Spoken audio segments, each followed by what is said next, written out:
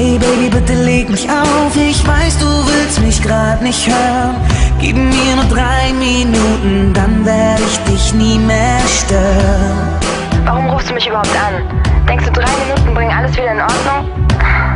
Ich kann einfach nicht mehr. Roberto, es ist vorbei. Ich lass dich nicht einfach gehen, mein Leben hängt total an dir.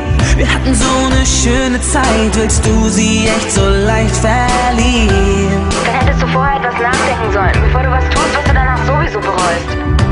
Ruf mich nie wieder an, okay? Tschüss. Nein, Baby, bitte leg nicht auf.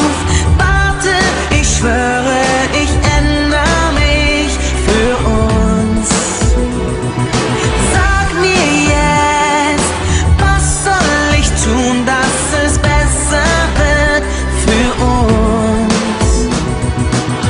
Es tut mir wirklich leid, ich weiß, ich hab viel falsch gemacht.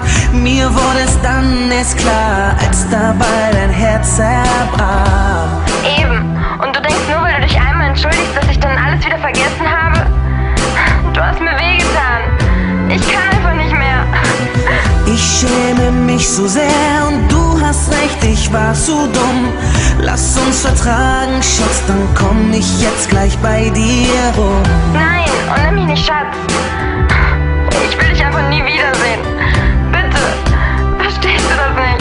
Bitte. Nein, Baby, bitte weine nicht.